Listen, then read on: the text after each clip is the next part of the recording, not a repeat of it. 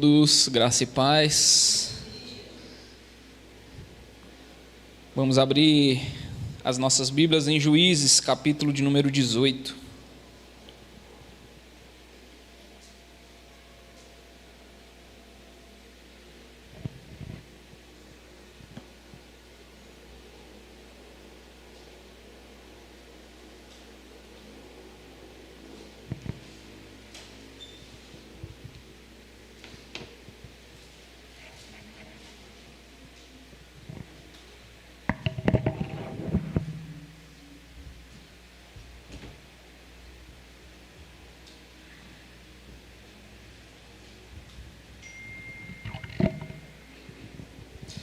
Juízes, capítulo de número 18.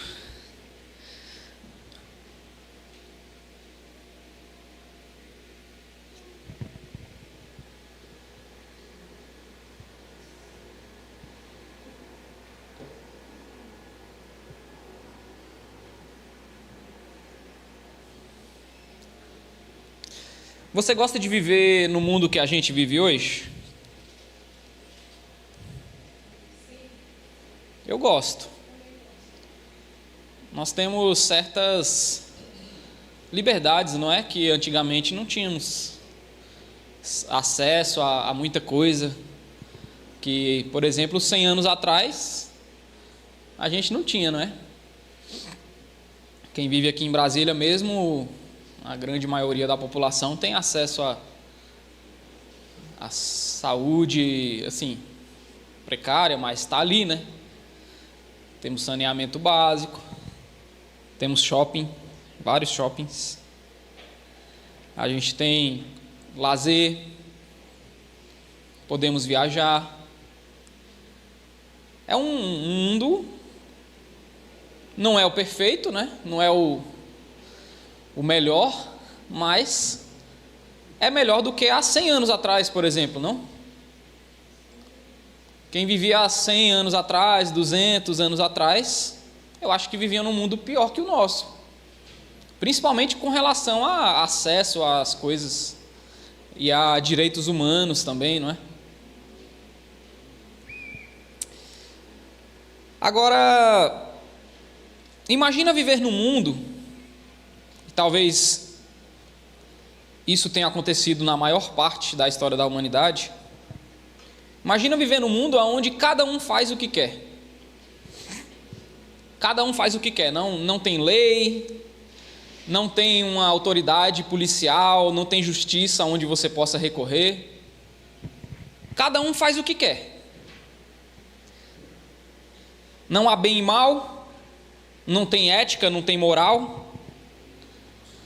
O que acontece num mundo assim, onde cada um faz o que quer? Aonde não tem justiça, não tem alguém a quem recorrer? O que poderia acontecer num mundo assim? Eu respondo para vocês. Os mais fortes tomam o que querem pelo poder da força dos mais fracos. É isso que acontece em um mundo onde todo mundo faz o que quer. Na verdade, um mundo onde todo mundo faz o que quer vai acabar sendo um mundo onde pouquíssimas pessoas vão fazer o que querem. E as outras vão fazer o que esses mais fortes obrigam elas a fazerem. É um mundo onde vai haver escravidão, imposição de força e de violência, onde vai haver muita injustiça. Então, se você for parar para pensar, o mundo que a gente vive hoje, até que é um mundo bom, é um mundo aceitável. Hoje as mulheres podem fazer coisas que elas não poderiam fazer há, algumas décadas atrás. Hoje a gente, querendo ou não, tem como recorrer à justiça, a gente pode chamar a polícia, a gente pode tentar alguma coisa para nos defender de injustiças, de violência. E o texto que a gente vai ler hoje, a gente vai ver que o que está acontecendo aqui é bem na pegada do que eu falei para vocês aqui, um mundo onde cada um faz o que quer e não tem a quem recorrer. Vamos ver o que o texto diz e como a gente pode tirar lições para a gente? Juízes capítulo de número 18, diz assim: naqueles dias não havia rei em Israel, e a tribo dos danitas estava procurando um território para morar, porque até aquele dia não tinha recebido herança entre as tribos de Israel. Não é que eles não tinham recebido herança, meus irmãos, é que eles não haviam expulsado ou conquistado a terra que deveria ser a terra deles. A gente tem essa constatação lá em Juízes capítulo 1, verso 34, dizendo que eles não conseguiram vencer os moradores ali onde eles precisavam morar. Então, por isso que eles não tinham recebido a herança entre as tribos de Israel. Então os filhos de Dan enviaram 5 homens dentre todas as famílias da sua tribo, homens valentes de Zorá e de Estaol, para espiar e explorar a terra. E lhes disseram: vão e explorem a terra. Eles chegaram à região montanhosa de Efraim, até a casa de Mica, e ali pernoitaram. Quando se aproximaram da casa de Mica, reconheceram a voz do jovem levita. Chegaram perto dele e perguntaram: quem trouxe você para cá? O que você faz aqui? E o que prende você a este lugar? E ele respondeu: assim e assim Mica fez comigo. Ele me contratou, eu me tornei o sacerdote dele. E eles disseram: então, por favor, consulte a Deus para que saibamos se o caminho que seguimos irá prosperar. E o sacerdote respondeu: vão em paz, o caminho de vocês está sob as vistas do Senhor.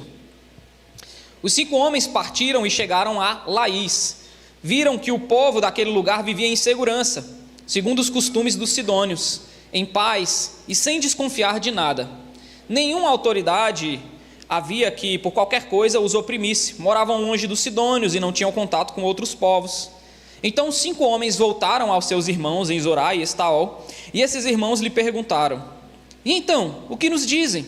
E eles responderam: preparem-se e vamos atacá-los, porque examinamos a terra, e eis que é muito boa. Vão ficar aí parados?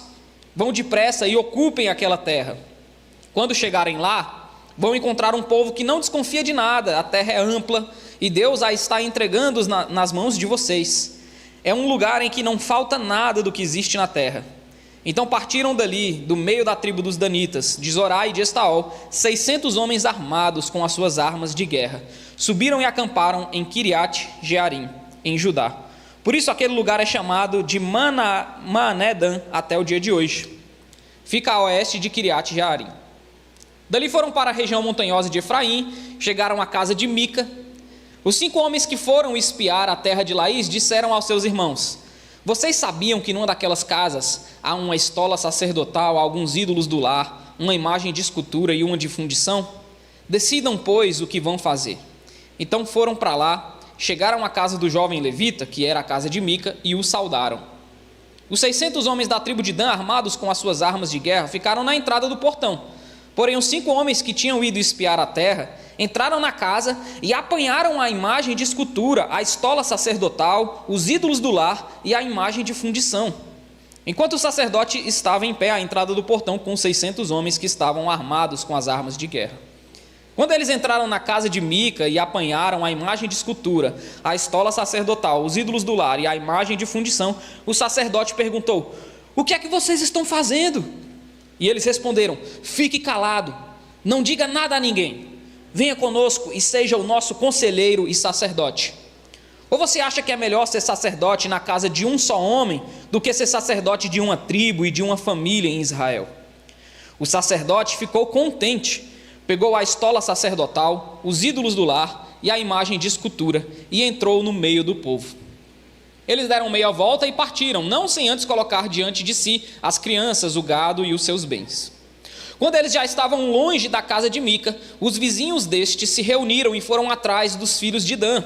Eles gritaram para os filhos de Dan que, voltando-se, perguntaram a Mica: o que é que você quer? Por que você convocou todo esse povo?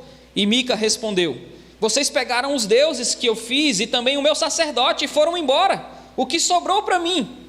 E vocês ainda me perguntam: o que é que você quer?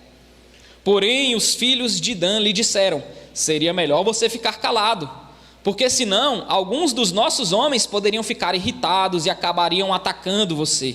Nesse caso, perderiam a vida você e os da sua casa. Assim os filhos de Dan seguiram o seu caminho, e Mica, vendo que eram mais fortes do que ele, deu meia volta e foi para casa. Os homens de Dan levaram as coisas que Mica havia feito, e também o sacerdote dele, e foram a Laís, um povo que vivia em paz e sem desconfiar de nada.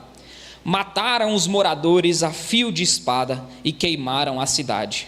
Não houve ninguém que os livrasse, porque moravam longe de Sidom e não tinham contato com outros povos. A cidade ficava no vale, junto a Bet-Reob, e os filhos de Dan reedificaram a cidade e passaram a morar nela. E lhe chamaram Dan, segundo o nome de Dan, seu pai, que era filho de Israel. Porém, no passado, o nome dessa cidade era Laís. Os filhos de Dan levantaram para si aquela imagem de escultura, e Jonatas, filho de Gerson e neto de Moisés, ele e os seus filhos foram sacerdotes da tribo dos danitas até o dia do cativeiro do povo. Assim, pois, a imagem de escultura feita por Mica ficou entre eles durante todo o tempo em que a casa de Deus esteve em Siló.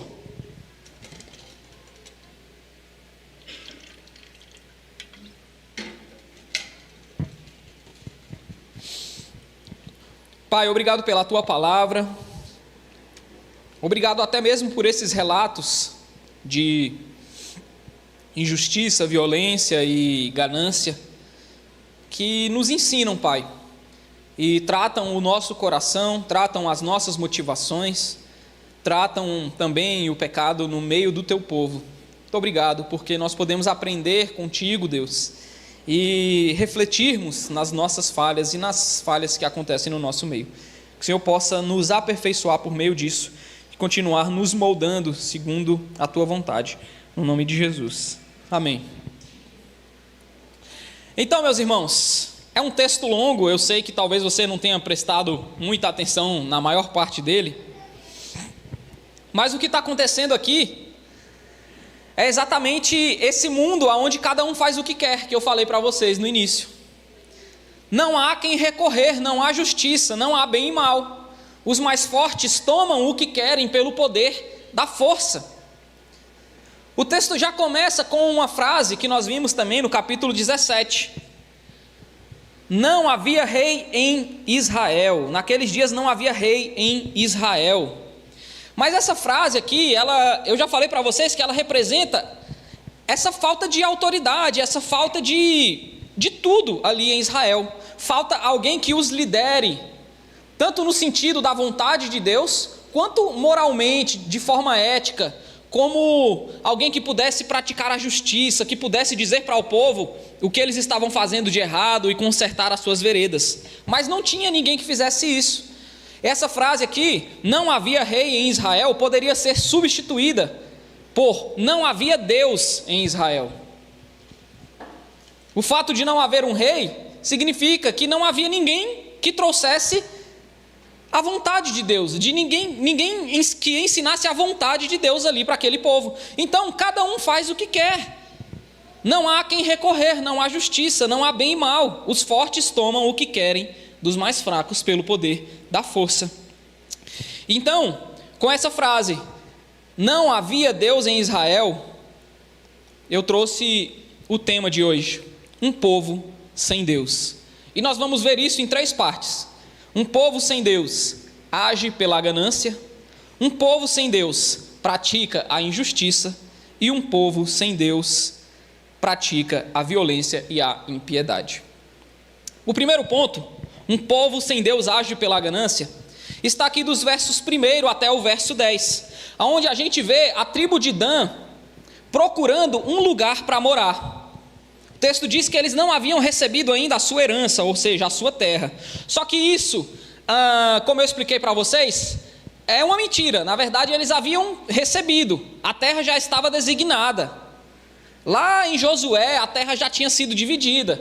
Josué já tinha dividido a terra pelas 12 tribos, na verdade 11, porque a tribo de Levi não recebia terra. A tribo de Levi deveria trabalhar sem terra, deveria viver nas outras tribos, porque eles trabalhavam para o Senhor. Então, eles não tinham terra, eles não tinham sustento, eles simbolizavam, a gente vai ver que eles apontavam para Cristo no fim das contas, que também não tinha onde reclinar a cabeça. Então, a terra tinha sido dividida, e os danitas, o povo de Dan, tinha a parte deles. Só que quando eles chegam lá na terra, eles precisam tomar essa terra dos moradores que habitavam lá, né? As outras tribos também precisavam fazer isso. Só que eles não conseguiram tomar a terra. E aí o que é que eles fazem? Eles deixam aquele que era o propósito deles, aquilo que era a vontade de Deus para eles, que era que eles habitassem naquele determinado lugar, que eles cultivassem ali, que eles desenvolvessem os seus dons e talentos naquele lugar. O propósito de Deus para a vida deles era ali. E aí eles rejeitam esse propósito. Eles falam: não, a gente não quer mais ficar aqui. Nós precisamos de um lugar melhor. Aquilo que Deus nos deu não é suficiente. Eu preciso de mais. Eu preciso de algo melhor. A grama do vizinho é mais verde do que a minha, então isso daqui não serve para mim. E aí eles começam a agir pela ganância. Um povo sem Deus age pela ganância. Eles estão longe do propósito de Deus.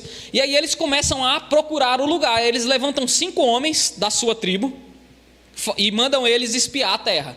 Vão olhar a terra aí, ver se vocês acham um lugar bom para a gente. Aí eles encontram uma cidade que era indefesa, uma cidade totalmente indefesa. Quando eles voltam, eles até falam para os seus compatriotas: vamos atacar, porque aquele povo não vai nem oferecer resistência, a gente vai conseguir tomar, e a terra é boa, a terra tem tudo que a gente precisa. Parece até um pouco com a história de Josué tomando Jericó, só que é o inverso. Porque Josué tomando Jericó era um povo totalmente mais fraco contra uma cidade fortificada. E era a vontade de Deus que eles estivessem ali, no propósito, fazendo aquilo. Aqui não. O povo está longe da vontade de Deus, longe do propósito. E estão agindo pela ganância, porque eles não consideram suficiente aquilo que Deus deu para eles. Falta de contentamento com o que Deus deu para eles. Aí eles encontram, no meio do caminho, enquanto eles estavam espiando a terra, eles encontram a casa de Mica. E a gente viu Mica, no capítulo 17. Mica tinha contratado um sacerdote particular para ele. Um pastor que pudesse dizer o que ele queria, fazer uma profecia que ele gostasse. Começou a pagar um salário para esse sacerdote, que nem deveria ser sacerdote, porque ele não tinha vocação para aquilo. E está lá, E aí eles chegam na casa de Mica, eles escutam o sotaque do homem. Lá no verso 3, quando se aproximaram da casa de Mica, reconheceram a voz do jovem levita.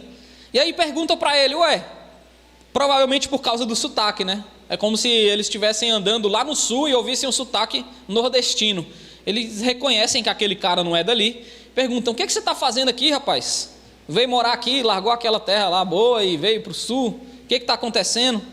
E aí o levita pega e fala para eles assim, tudo o que tinha acontecido. Não, o tal do Mica me contratou aqui, ele tem uma estola sacerdotal, olha que coisa linda, os ídolos aqui, ele tem uma estátua de fundição, tem uma outra de prata.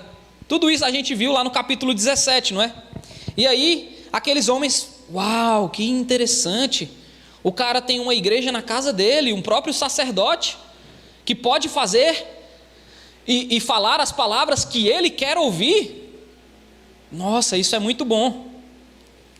E aí eles seguem caminho, eles vão lá e eles voltam, não é? E aí eles chegam na cidade de Dan, novamente, na tribo de Dan, no verso 8, voltaram aos seus irmãos, e esses irmãos lhe perguntaram: e aí, encontraram alguma coisa boa para a gente? E eles respondem: encontramos, preparem-se, vamos atacá-los, porque a terra é muito boa. Vão depressa e ocupem aquela terra. E quando chegarem lá, vocês vão encontrar um povo que não desconfia de nada. A terra é ampla e Deus a está entregando nas mãos de vocês. É um lugar em que não falta nada do que existe na terra. E o povo está agindo por ganância. Um povo sem Deus age por ganância. E aí é interessante porque lembra que eu falei para vocês que no mundo onde não tem lei, onde não tem Deus, um mundo onde cada um faz o que quer, o mais forte toma as coisas do mais fraco, o mais forte aplica sobre o mais fraco a sua força e toma o que ele quer. E os danitas estão vendo uma pessoa mais fraca ali, uma cidade mais fraca, um povo mais fraco. E o que eles pensam? Vamos tomar aquilo à força. Vamos tomar aquela cidade à força. Vamos morar naquela cidade, porque lá é melhor do que aqui, que o Senhor nos deu. Aquele lugar é melhor do que o Senhor já me deu. Eu preciso sair do propósito, da vontade de Deus e ir praticar a injustiça e violência contra outro povo, contra outras pessoas, porque eu não considero aquilo que Deus me deu suficiente. Então é isso que está acontecendo. Os danitas agindo por ganância, um povo sem Deus agindo por ganância. E é interessante porque tudo isso, em toda essa patifaria, eles estão envolvendo Deus na sua cobiça. Sabe quando a gente coloca um negócio no nosso coração que a gente precisa fazer, e a gente só precisa de alguém para confirmar para a gente que aquilo é o certo? A gente sabe que é errado, a gente sabe que não deveria estar fazendo aquilo, mas, sei lá, às vezes a gente abre a Bíblia, eu vou abrir a Bíblia que Deus vai falar comigo. Primeiro versículo que vier, vai comprovar que aquilo é a vontade de Deus. Ou sei lá, a gente procura um pastor que entrega profecias para comprovar, sabe? Ou a gente procura conselho com um amigo que também pensa igual a gente, para que ele possa nos incentivar a fazer aquilo, mesmo que seja errado. É isso que está acontecendo aqui. Os danitas, eles perguntam para aquele sacerdote se ele podia consultar para saber se aquilo era vontade de Deus para a vida deles. No verso 5, por favor, consulte a Deus para que saibamos se o caminho que seguimos irá prosperar. E o sacerdote falou, vão em paz, o caminho de vocês está sob as vistas do Senhor. Só que esse sacerdote não era sacerdote, não deveria ser. É um sacerdote que recebia salário, que falava aquilo que o povo queria ouvir. E aí é engraçado porque quando eles chegam também de volta em Dan, eles falam para os seus compatriotas, Deus entregou aquela terra nas nossas mãos. Olha o verso 10. Quando chegarem lá, vão encontrar um povo que não desconfia de nada. A terra é ampla e Deus a está entregando nas mãos de vocês. Eles querem que Deus abençoe aquilo que não foi Deus quem mandou eles fazerem.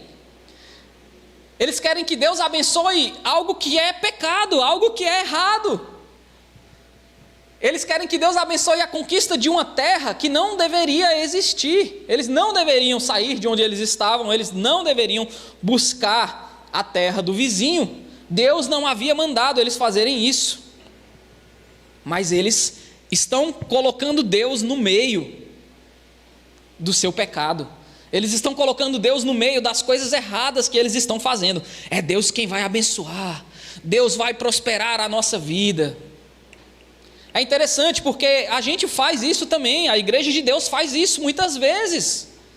A gente, chega em determinados lugares, posições, tomamos determinadas ações e a gente fala, Deus está abençoando.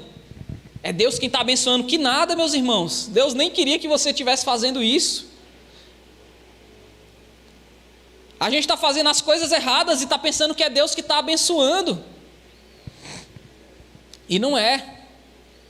É o nosso coração pecaminoso que está querendo fazer isso e crendo que Deus está abençoando. Mas aí se a gente for olhar lá no fundo, é ganância, é pura ganância. É a vontade de ter aquilo que não é para a gente.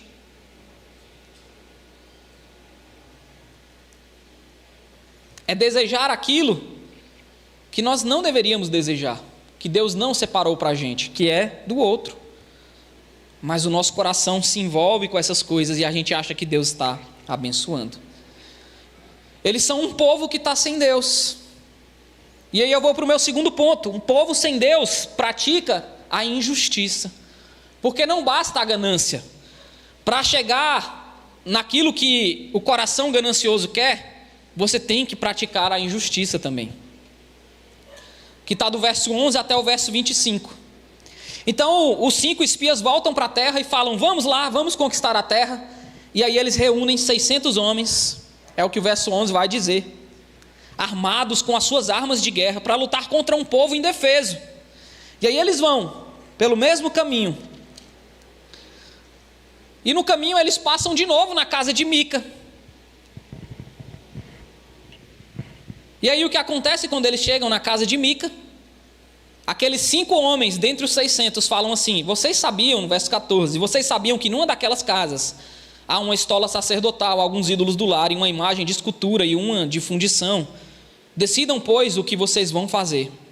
Aí eles chegam lá, na casa de Mica, roubam tudo aquilo, roubam a estola sacerdotal, os ídolos do lar, fazem uma proposta para o sacerdote: ei, sacerdote, você não acha que é melhor ser sacerdote de uma tribo inteira, ganhar mais, ter mais poder e influência do que ficar aí sendo sacerdote apenas de uma casa, apenas da casa de Mica? O sacerdote que era corrompido, né? Quem faz as coisas por dinheiro, quando achar alguém que pague melhor, vai abandonar você? E aí ele pega e fala: opa, sacerdote de uma tribo inteira? Mais influência, mais poder, vou ganhar mais dinheiro? Vamos embora. E aí eles roubam as coisas ali de Mica, aqueles 600 homens armados, e aí eles vão embora. O verso 16: os 600 homens da tribo de Dan, armados com as suas armas de guerra, ficaram à entrada do portão. E aí eles vão lá, roubam as coisas. No verso 19, eles falam para o sacerdote: venha com a gente, seja o nosso sacerdote. O sacerdote, no verso 20, fica contente. E aí no verso 21 eles dão meia volta e partiram, não sem antes colocar diante de si o gado, as crianças e os seus bens. Ou seja, eles não roubaram apenas os ídolos, mas eles roubaram outras coisas da casa de Mica. E aí quando eles já estavam bem longe da casa de Mica, os vizinhos se reuniram, foram atrás dos filhos de Dan e gritaram para os filhos de Dan: ei, o que vocês estão fazendo, rapaz? Vocês estão roubando a gente. Lembra de Mica? O que Mica fez lá no capítulo 17? Ele tinha roubado a sua própria mãe. E agora, a tribo de Dan, com 600 homens armados, roubam de Mica todos os seus ídolos, a estola sacerdotal, o seu sacerdote, o gado, e estão levando embora da casa de Mica. Mica era da tribo de Efraim, era do povo de Deus. E a tribo de Dan também era povo de Deus. Mas esse povo é um povo sem Deus. E um povo sem Deus pratica a injustiça, meus irmãos. Eles estão praticando a injustiça contra Mica, mesmo que Mica não fosse alguém exemplar. Mas agora Mica vai recorrer a quem? Não há quem recorrer. Não há rei em Israel. Não há Deus em Israel. Cada um faz o que quer. E um povo sem Deus pratica a injustiça. Olha só o que eles falam para Mica: o que é que você quer? Por que você convocou todo esse povo? E no verso 24 Mica responde: ué, vocês pegaram os deuses que eu fiz, pegaram o meu sacerdote e foram embora. O que sobrou para mim? Vocês ainda perguntam o que é que eu quero? Porém os filhos de Dan lhe disseram: seria melhor você ficar calado, porque senão alguns dos nossos homens poderiam ficar irritados e acabariam atacando você. Nesse caso, perderiam a vida você e os da sua casa. Assim os filhos de Dan seguiram o seu caminho, e Mica, vendo que eles eram mais fortes do que ele, deu meia volta e foi para casa. É a imposição da força, meus irmãos. O mais forte faz aquilo que quer, e o mais fraco, que resta a ele? Ficar calado, ficar na sua. Ele não tem o que fazer. A imposição do mais forte sobre o mais fraco. Agora, essa frase que eles falam para Mica, ela poderia ser colocada em muitos outros contextos.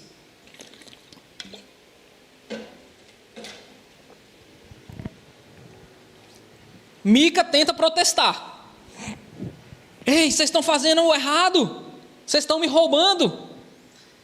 E eles que são mais fortes falam para Mica: caladinho aí, se você abrir a boca, nós vamos matar você e a sua família.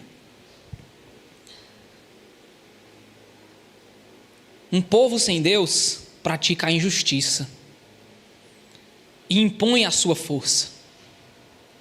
Agora, se você parar para pensar bem, esse tipo de frase aqui essa frase ela é dita todos os dias, em algum lugar por aí. Em algum lugar onde tem uma pessoa mais forte, praticando a injustiça contra uma pessoa mais fraca, impondo a sua força, seja física, às vezes financeira, às vezes de posição social. E o mais fraco às vezes até tenta lutar. E o mais forte fala: fica na sua, porque senão vai acontecer algo ruim com você.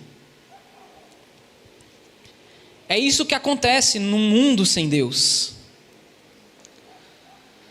Numa família sem Deus, o marido vai praticar injustiça contra a esposa, e a esposa vai tentar lutar contra ele, e ele vai falar: ó, fica na sua, porque quem sustenta a casa sou eu.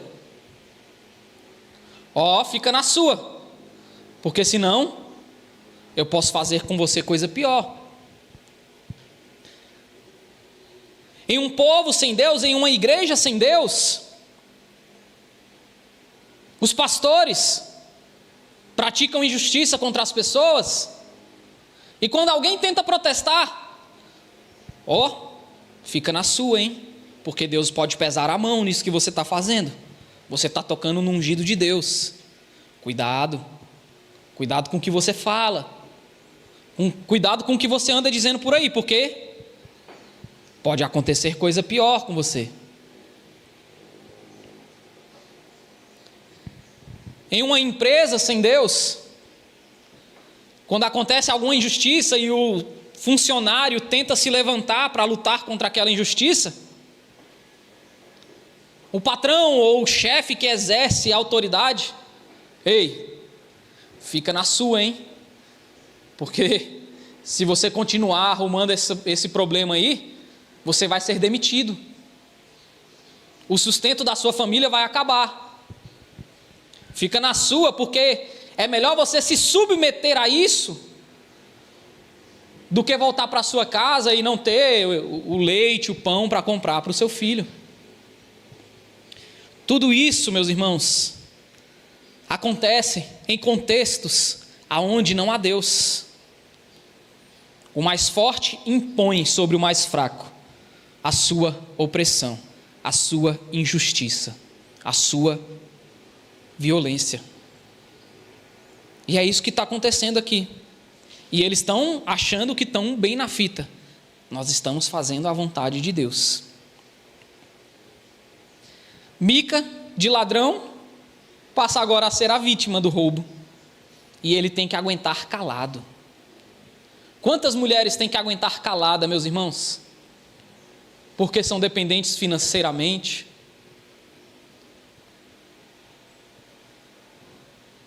Quantas mulheres no meio do povo de Deus têm que aguentar calada a injustiça cometida pelos seus maridos? Mica está aguentando a injustiça calado. Ele não tem o que fazer. Ele não tem a quem recorrer. É um povo sem Deus que pratica a injustiça. O terceiro e último ponto: um povo sem Deus pratica a violência e a impiedade. Está do verso 26 em diante. Eles deixam Mica lá, já tinham roubado tudo que podiam, tinham ameaçado ele de morte e seguem o seu caminho. Assim os filhos de Dan seguiram o seu caminho, e Mica, vendo que eram mais fortes do que ele, deu meia volta e foi para casa. Os homens de Dan levaram as coisas que Mica havia feito, e também o sacerdote dele foram a Laís, um povo que vivia em paz e sem desconfiar de nada. Mataram os moradores a fio da espada e queimaram a cidade. Não houve ninguém que os livrasse, porque moravam longe de Sidom e não tinham contato com outros povos. Esses homens sem Deus chegam nessa cidade indefesa e matam os moradores ao fio da espada, meus irmãos. Queimam a cidade, tomam o que eles querem e fazem dali a sua casa. Sabe, Você pode até falar assim, não, Clisma, mas isso daí acontece em várias partes da Bíblia. Olha, em Deuteronômio 7 tem uma lista das cidades que deveriam ser conquistadas. Eram somente os povos cananeus. Eram somente os povos cananeus, que eram povos impiedosos, povos maus. E Deus havia levantado o seu povo para tomar aquela terra como uma punição por causa dos pecados dos cananeus. Se você olhar lá em Deuteronômio 7 a lista das cidades que deveriam ser conquistadas, Laís não é uma dessas cidades. E Deus está dizendo para o seu povo, olha, quando vocês forem conquistar a terra, vocês só devem tomar a cidade XYZ. As que não estiverem na lista, vocês não devem tomar. Vocês devem oferecer paz aos seus habitantes. Então, meus irmãos, Deus não está aprovando o que Dan está fazendo aqui. A impiedade e violência que eles estão praticando contra um povo indefeso não está debaixo da vontade de Deus. Pelo contrário, Deus odeia o que eles estão fazendo aqui. Mas eles estão levando o sacerdote, não é? Eles estão levando os ídolos, a estola sacerdotal, ou seja, para Dan, eles estão cometendo toda essa impiedade e injustiça no nome de Deus, e Deus está abençoando, segundo eles. Eles têm até um sacerdote. O verso 30 fala que os filhos de Dan levaram para si aquela imagem de escultura, e Jonatas, filho de Gerson e neto de Moisés, ele e os seus filhos foram sacerdotes da tribo dos danitas até o dia do cativeiro do povo. Isso aqui é para fechar com chave de ouro. O sacerdote de Mica, que não deveria ser sacerdote, e que agora largou Mica para ir junto com o povo de Dan, porque pagaram mais. Sabe quem era ele? Neto de Moisés, filho de Gerson. O homem que livrou o povo de Deus da escravidão do Egito, que entregou as tábuas da lei, que entregou a lei para Israel, que falou para Israel como eles deveriam agir diante de Deus. Esse homem agora tem um neto que está corroborando com tudo o que está acontecendo, com toda essa idolatria, com toda essa injustiça, com toda essa impiedade. Um povo sem Deus age pela ganância, um povo sem Deus pratica a injustiça, a violência e a impiedade. Aí você vai me dizer, isso é um povo sem Deus, Clisman. Nós somos um povo de Deus. E se eu te disser que esse povo sem Deus, na verdade, é o povo de Deus. Dan era uma das 12 tribos. Isso aqui não está acontecendo no mundo, meus irmãos. Isso está acontecendo no meio do povo de Deus. E ninguém condena. E ninguém levanta a voz para dizer que está errado. Não tem um que chegue diante de Dan, diante do sacerdote que não era sacerdote, e fale: ei, pare com isso, o que vocês estão fazendo é contrário à lei de Deus. Todos são coniventes. Ou aqueles que não são coniventes, não ligam. Não está acontecendo no meio, não está acontecendo comigo, não está interferindo na minha vida, deixa, desculpem o termo, deixa o pau torar. É isso que está acontecendo. E esse povo sem Deus é, na verdade, o povo de Deus.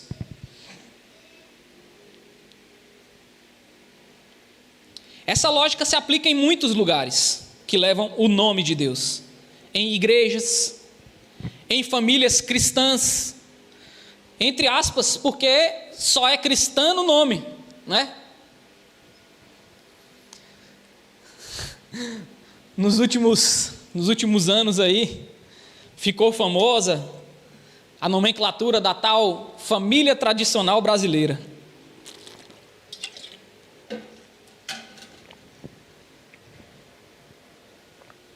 Agora eu te pergunto, será que na família tradicional brasileira tem gente agindo por ganância, praticando a injustiça, violência e impiedade?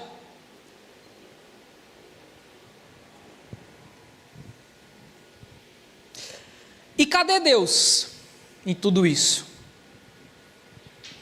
Porque onde nós lemos, Deus não aparece até então. Deus não interfere. Isso tudo está acontecendo. A tribo de Dan fala que está fazendo em nome de Deus, mas ele não tem nada a ver com isso. Aonde está Deus, meus irmãos, na injustiça? Aonde está Deus numa igreja aonde essa impiedade, violência é praticada? Aonde a imposição do mais forte sobre o mais fraco é cometida, e o mais fraco tem que ficar calado, porque senão vai acontecer algo pior com ele. Cadê Deus? Deus é o oposto disso. Deus é o oposto de tudo isso que está acontecendo aqui no capítulo 19, ou no capítulo 18 de Juízes.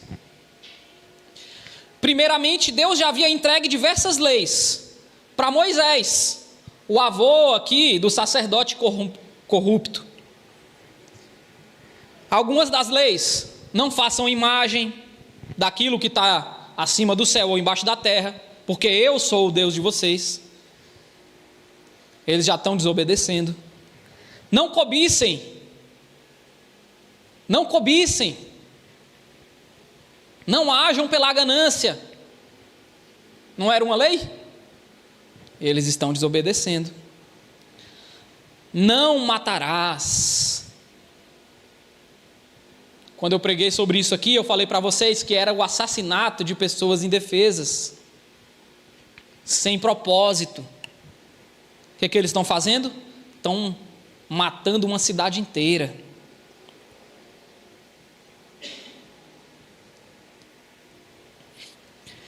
Haviam leis para proteger os mais fracos, viúvas, órfãos, estrangeiros, diversas leis para proteger essas pessoas. Então Deus não aprova nada do que está acontecendo. Deus odeia toda essa ganância, toda essa injustiça, toda essa violência, toda essa opressão. Deus odeia isso. Sabe por quê, meus irmãos? Porque o Evangelho é o oposto de tudo isso. O Evangelho é o oposto da lógica onde o mais forte toma o que quer do mais fraco, aonde o mais forte oprime o mais fraco, aonde o mais forte pratica violência e injustiça contra o mais fraco. O Evangelho é o oposto disso. O Evangelho é justamente o mais forte, que é Deus, dando a vida pelos mais fracos, sofrendo violência na cruz, em nome dos mais fracos, sofrendo uma violência que os outros mereciam sofrer. O Evangelho é o oposto. O Evangelho é Deus, que é o mais forte, morrendo, sofrendo injustiça, opressão, violência no lugar dos mais fracos. Então, quando eu digo aqui, e o texto começa, não havia rei em Israel, nós podemos substituir por não havia Deus em Israel. Porque o Evangelho é a base para um mundo sem ganância, sem injustiça, sem violência. E não é só porque o Evangelho é o oposto dessas coisas, como eu já disse, mas porque a palavra de Deus diz que o reino de Deus é paz, justiça e alegria ou contentamento no Espírito Santo. Um povo sem Deus pratica ganância, injustiça e violência. O reino de Deus é alegria, justiça e paz.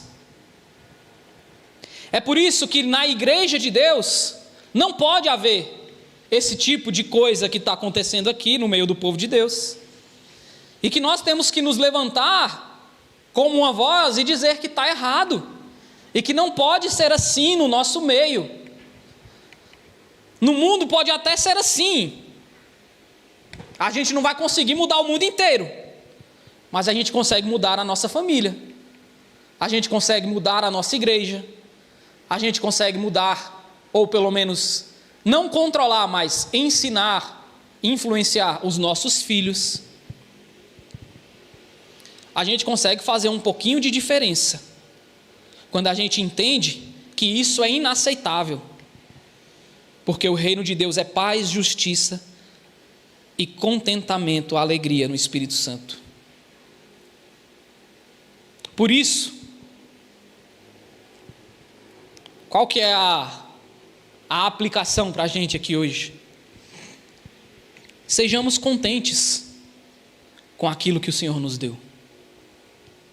Porque começa, sabe, meus irmãos, toda injustiça, opressão e violência começa com a falta de contentamento aqui dentro. A gente não considera suficiente o que Deus nos deu, e aí precisamos de mais. E para ganhar esse mais, aí a gente tem que fazer toda sorte de coisa errada, de injustiça, de pecado. Porque o que Deus me deu não é suficiente. Então sejamos contentes, sejamos justos. Deus odeia a injustiça, meus irmãos. Sejamos justos porque Deus é justo. E se Ele nos deu o Espírito dEle para habitar em nosso meio, nós temos que ser pessoas justas. O que é ser uma pessoa justa? É uma pessoa que não ganha indevidamente sobre o outro que é mais fraco. Que não aplica a sua inteligência e o seu conhecimento para fazer aquilo que sabe que vai prejudicar a outra pessoa. Ser justo é fazer as coisas certas. E a gente sabe o que é o certo e o errado. Ser justo é não ser a favor de balanças desiguais. 2 pesos e 2 medidas. Ser justo é reconhecer que o meu pecado é tão grave quanto o pecado do irmão, mesmo que aos meus olhos o pecado dele seja pior. É reconhecer que todo mundo está na mesma condição, meus irmãos, debaixo do pecado e necessitando desesperadamente da misericórdia e da graça de Deus. Mas não vale apenas ser justo, nós precisamos de lutar contra as injustiças. Nós precisamos de reconhecer quando estão acontecendo injustiças no nosso meio e próximo da gente e falar: ei, peraí, está errado isso aqui. Não pode ser desse jeito. Precisa ser de um jeito diferente. Lutar contra a injustiça. E também ser um mensageiro da paz e não da violência. E isso inclui, por exemplo, não semear contenda entre os irmãos, não ser aquele leve trás que fica criando intriga entre um e outro. E ser uma pessoa pacífica, mansa, humilde de coração, como Jesus é, o príncipe da paz. Aquele que transformou o mundo inteiro, sem precisar de pegar nenhuma arma e de praticar nenhum ato de violência. É isso. Essa é a aplicação para a gente hoje. É duro, é difícil? É.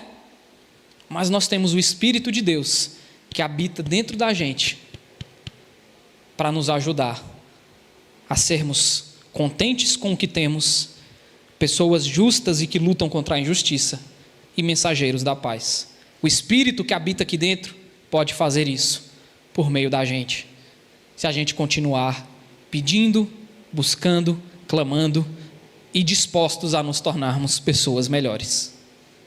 Amém? Vou orar. Se vocês quiserem se preparar para tocar a última música.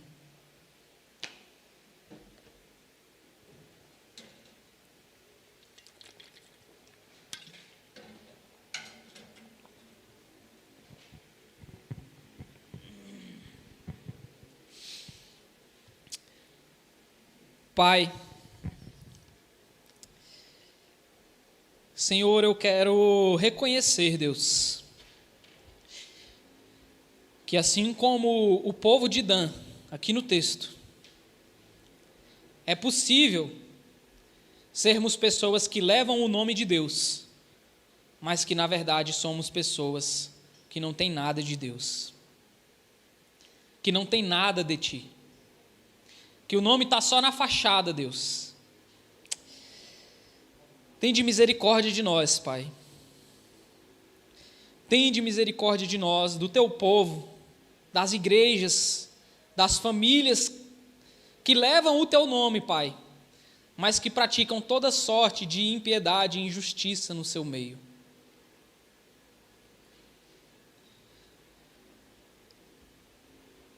Não havia rei, não havia Deus ali naquele meio. Por isso os danitas faziam aquilo que bem queriam. Mas eu quero declarar nessa manhã que há rei em nosso meio, que há um Deus em nosso meio, que há um Deus nas nossas vidas, Pai. E é porque o Senhor habita em nós, é porque o Senhor é Emanuel, Deus conosco, que decidiu fazer morada no nosso coração. É por isso, é por Tua causa, é pelo Teu evangelho, é por causa que o Senhor morreu por nós, é somente pelo Senhor que é possível, Deus, nós lutarmos contra a injustiça, contra a violência, contra a ganância. Por meio do Senhor, Pai, é por meio de Ti. Em nome de Jesus, eu quero Te pedir, limpa as nossas vidas, limpa as nossas famílias, os nossos relacionamentos, nos livra dessas práticas, Deus, que são totalmente contrárias à Tua vontade. Em nome de Jesus, se for necessário nos quebrar e nos fazer de novo, a Tua palavra diz que isso é possível, porque o Senhor é como um oleiro que quebra o barro, amassa ele e faz um vaso novo. É possível por meio do Teu poder, por meio da Tua presença, Pai. É possível nós lutarmos contra isso, nós vivermos sem esse tipo de prática no nosso meio, nas nossas famílias, na nossa igreja, Pai. Em nome de Jesus, nos ajuda a lutar contra isso. Em nome de Jesus, nos transforma, nos faz mais parecidos com o Teu Filho, Deus.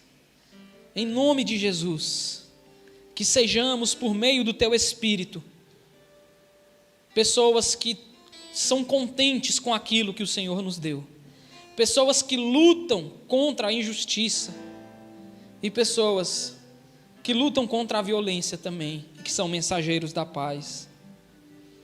Que a nossa casa seja assim, que a nossa igreja seja assim, que a nossa vida seja assim, Deus. Por meio do Teu Espírito, eu clamo nessa manhã, em nome de Jesus. Amém.